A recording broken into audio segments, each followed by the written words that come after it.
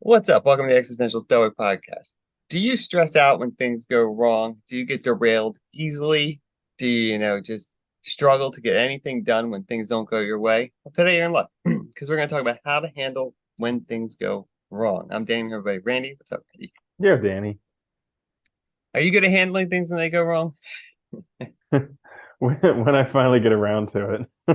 Yeah, right. I've also historically been very good at putting it off for a very long time. It's amazing how putting it off and just ignoring something can be like a method for handling it Well, dude, for quite a while. yeah, avoidance is like my coping strategy of choice because I can cope without coping. Yeah. I'll cope another day when it becomes Yeah. relevant. Yeah, it is a good one.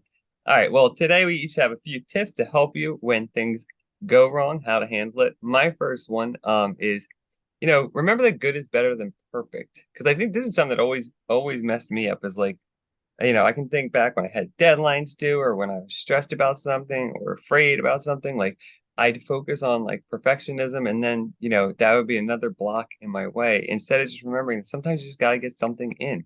You just got to turn your stuff in, you just got to get it done and good's always better than perfect because good gets done. Mm. That is a good point. I can remember there were a couple parts of my master's program that I thought were really important, and I was stressing about it so much. And then I listened to your advice, and I was just like, just turn something in, get it in there, and they did fine. And then I Yeah. looked back a couple of weeks later, and I was like, why was I so stressed about that? But in the moment, because of the recency bias, I was just like so stressed. So yeah, that's a Yeah, good you one. think it's like there's no way you can overcome it, right? It's like Hmm. impossible. Yeah, Yeah. yeah. So my first one for how to handle when things go wrong is accept what is, Oh. because it's bad enough that things went wrong. Like it's bad enough that things went wrong. You don't have to argue with reality.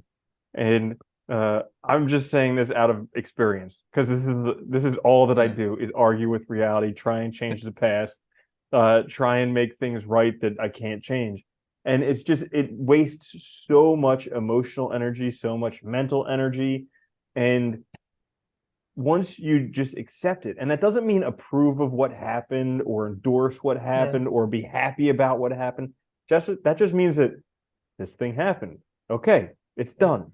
So once you can accept it, then you can actually move on, and it frees up a whole bunch of energy.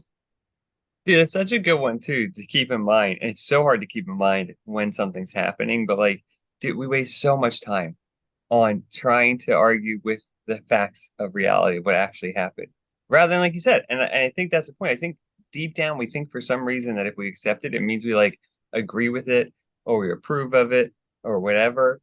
And it doesn't mean that. It just means we're accepting something that happened and now we can actually move forward instead of staying stuck in that moment or in that like event. And that always happens. I like that. It's a good one. My next one, I think this goes actually well with this too, is like maybe the next step would be focus on asking positive questions. And what I mean is like a lot of times when we get stuck, the first thing we do is we look like what to blame, we get mad at the world, mad at ourselves, instead of like ask yourself like, well, what can I do now? What's the next step? How can I overcome this? Just ask yourself questions that like are phrased in a way where there's positive action that can be taken from them. So like, what's the next step that I need to do? That's a great one because a lot of people focus on what they can't do. Like now this thing happened, everything went wrong. I can't do this. I can't do that. I can't make this. I can't do this. And it's like, well, what can I do? How can I make this work? And yeah, that's a great one. So my second one is prioritize and get to work. So like I mentioned in the very beginning, avoidance, my coping strategy of choice.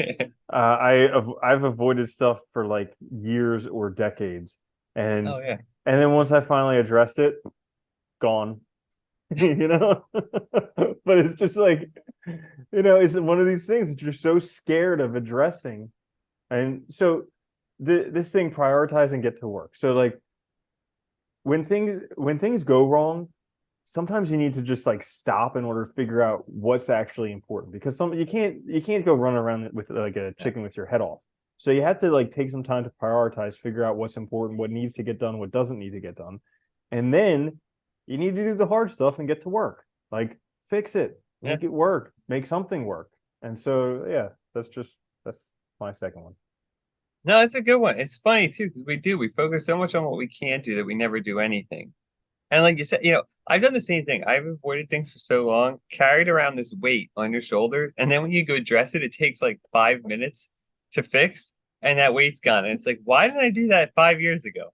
You know, Yeah. like why have I been walking around with this weight on me? Oh And it's God. funny, but it's the truth. So I think like if we could just keep that in mind, like yeah, sometimes you're right. You do have to stop. You have to look at things. You have to assess the situation. That's true, but then do something.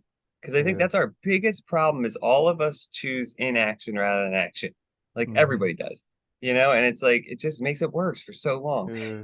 It's so funny about the stuff we carry around. I heard some guy talking about forgiveness and how he's been carrying these C words around for pretty much his whole life. And like like it made me think like these people that we hate, we carry them around with us everywhere we go. And it's just like Yeah, out of all the people in the world, why not carry around the people you love, you know? yeah. Yeah. You carry it, grab it. It's always on your mind instead of just letting it go and Hmm. moving on to life. Yeah, Yeah. it's amazing. My last one, and I think this goes well with all of those, is perspective. Like so try and like take a moment, get some like perspective on the situation and try and frame it because it's all just the stories we tell ourselves. Try and frame it in a way that's positive. So like, is this an opportunity for growth? What can I learn in this situation? Think about the situation as not like an obstacle or everything went wrong, but it's just an opportunity to better yourself or to change yourself or to change things in your life that maybe need to be changed. You Mhm. never know what could come of something. And that's the funny thing. You can't connect the dots looking forward. Like every time I've had something terrible happen in my life, in the moment I thought this is the end. This is the worst thing that could possibly happen. And then, looking back on it, it's like, ah, that makes sense. Thank goodness that happened. And you're still here, Hmm. you Yeah. know? It wasn't Yeah. the end. Yeah. Actually, funny story. So, Yeah.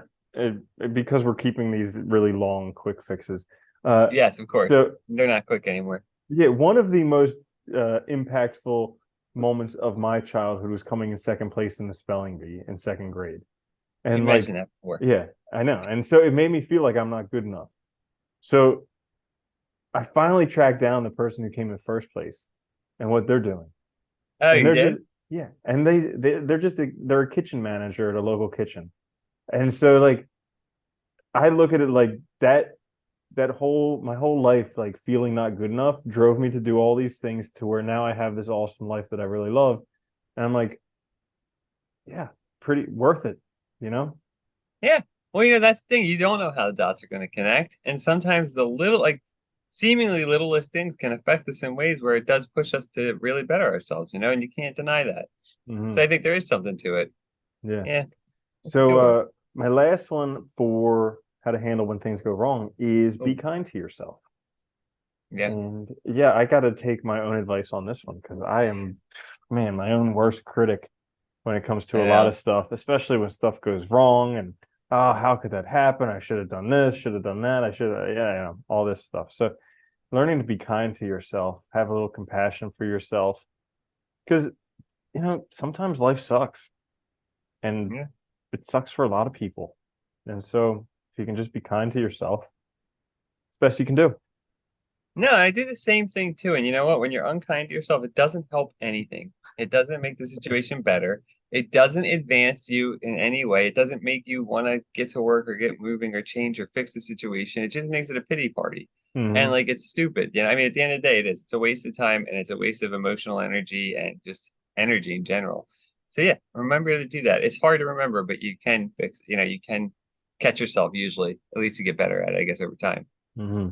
Awesome. So there you have it. How to handle when things go wrong. Check us out later this week. We're a full-length episode. Listen wherever you get your podcasts. Watch us on YouTube. Please like, share, subscribe. It helps a lot. And until next time, later, Andy. Later, Danny.